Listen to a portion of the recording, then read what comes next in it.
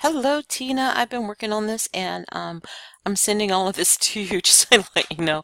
So I was going through some different ideas and topics and the way that it appeared in the different types of research. And I pulled out a whole bunch of keywords and ideas that may be helpful in your work. One of the first things I've determined is sometimes it appears as this and sometimes it appears as this.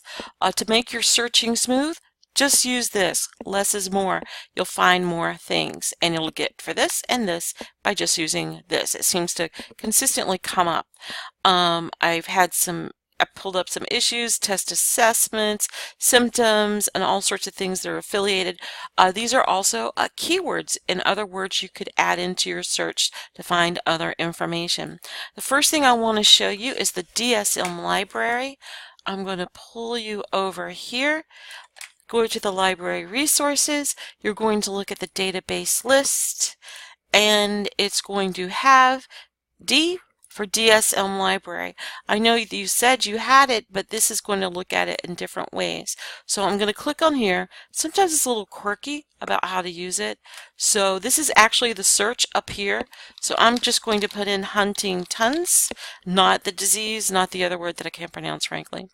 And this is going to show you some things. Now, over here on the right hand side, this lets you know whether or not you can get to it. Full access, full access. So we got a lot of things here. This you couldn't get to. We might could request it. I don't know if you have time, but we could probably try to find it somewhere. It's going to give you some other keywords to look at. You'll see even here it has some differences in spelling. So going with Huntington's again is something. It shows where it shows up in topics, and it also shows here the publications.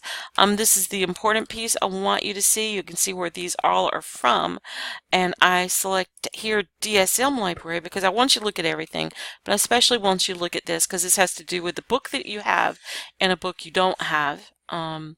So this is going to be inside the Manual of Mental Disorders.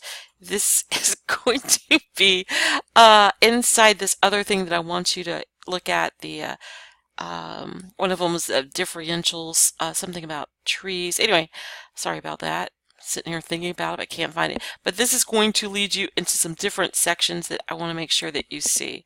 I'm going to take out the DSM library, but this is going to give you articles, book chapters, and DSM specific information that while you do have the book, you might find things here in a different way. So, and just to give you like a little thing, if you hit Control F, let me bring up my little thing. If you're working with something where that search terms aren't highlighted, if you do Control F and you type in the word Huntington's, you'll see here that this is mentioned 41 times in this page, and you can go through. So if you end up going to an article where you can't figure out why it came up, you can do Control F to just go to that part of the article to see if it's useful for you. Now, the next thing I would love for you to do is build your own database. And I kind of already have it here. So I want you to go, let me go back to the database list, and I want you to choose Psych Articles, and that'll take you to where I'm at. Just choose Psych Articles EBSCO. And the reason I want you to change it to this is I want you to use this section here called Choose Databases. I went through and selected Psychology and Behavioral Sciences, Psych Info, and Psych Articles, so you search all of those. You can also search Medline and CNOL. Those are medical, and they do have community health and mental health issues, but your topic is also in like a physical realm where they're talking about stem cell research and other prevention, diagnosing, and forecasting methods. If you need those, add this or Medline or go in there directly. Here I just stayed on the psychology counseling side. So when I click that, now I'm searching 3 different databases. I put in just Huntington's, and symptoms, of course, is one thing, but you've probably got a really good source for that. You could put things in like therapy. I would do Thera and put an asterisk. That way you get therapy, therapies, and therapeutic.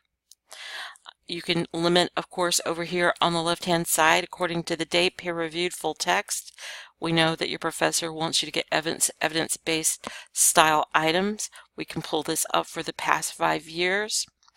And you will find that you have a variety of different articles to go through. They're ready for you. They're full text. You can use them now. Go through like I did and look at some of these different tests, some of these subjects. You can also go up there, like for instance, one thing I did see was music therapy seemed to appear a few times. The use of medical marijuana, but there's another word, cannabinoids, I can't say it. I think it has 6 syllables. I can't say it. Anyway, but so I put that on your list for you to look at. And again, I would totally recommend just going Huntington's. Do the DSM and do this. If you're still missing materials, let me know. Science Direct would be also a good one to use. But thinking between the DSM library and building your own database with psych articles, you're pretty, you got some good materials. If not, let me know and we'll look at it yet another way. Hope you're having a great day.